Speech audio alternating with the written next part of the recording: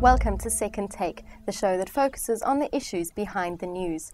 The joint mining declaration, over which Mineral Resources Minister Susan Shabangu presided, is seen as a very important first step in the right direction. Mining Weekly editor Martin Creamer attended the declaration and is here to tell us more. Welcome, Martin. Thanks, Shannon. What's the most important aspect of this declaration? The most important aspect is the joint venture side of it. We've now got adversaries coming together. Government, labour, business, and they're committing themselves to 13 strong declarations that will build a better South Africa. What makes this declaration different from those in the past? Well, in the past, you'd have a top-down approach where government would say, this is the law, these are the regulations, comply.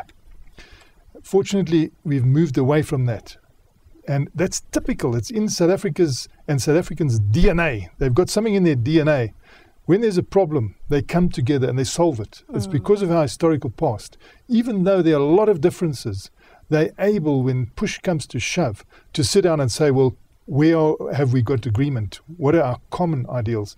And then they come forward. And this is a typical thing, which will mean that, our law changes for the better. What does this particular declaration involve? Well, there are 13 aspects of it, and to go through all of them is quite difficult. But what sticks in my mind is that they want to promote investment, and to promote investment you need to be competitive. But there are also quid pro quos. Everybody's got a benefit out of this, because remember, it's government, it's labour, and it's business. One of the things that sticks in my mind is that they want hostels and hostel dwelling to end by 2014. So they want those hostels to be turned into family units. Another thing that sticks in my mind is that they want the 26% black empowerment percentage of mining companies to be achieved by 2014. So, things have been cast in stone. People thought that percentage was going to increase.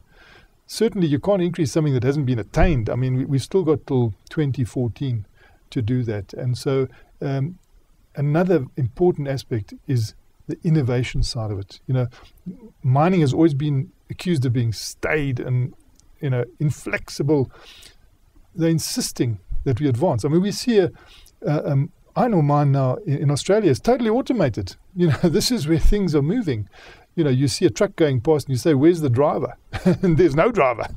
It's all automated. So there is an advance in technology, and they are espousing that advance because the prize is 16 trillion rands worth of metals and minerals in the South African reserve, in our ground. And isn't it worth it for all these parties to come together to reach agreement so that they can leverage that wealth out of the ground for the benefit of everybody? It's going to be social upliftment, it's going to be career upliftment, it's going to be wealth creation, it's going to be job creation. So I think it's a very wise thing to do. Do you think this declaration will impact at all on the MPRDA? It'll have a big impact. Embedded in this is new architecture for the MP, I always get the letters wrong, but it's MPRDA, which is the Minerals and Petroleum Resources Development Act. That is stuck in the claw of quite a few people because there's too much discretion in it.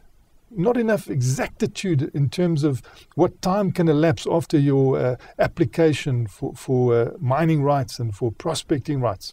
I mean, why should a country like South Africa be behind Mozambique? In Mozambique, you can go onto the computer and see how far your application has got. In South Africa, there's a lot of paperwork and obfuscation and invisibility. I mean, we're supposed to be the advanced country. Surely we should reform our legislation to come into line with the rest of Africa. Africa has decided there mustn't be discretion. In fact, some countries like Chile, the award comes through the court. That's how objective it is, so that there can be total arm's length. Too much discretionary power by the ministry and the department in South Africa got to go. And that is one of the benefits of what is coming out of this declaration.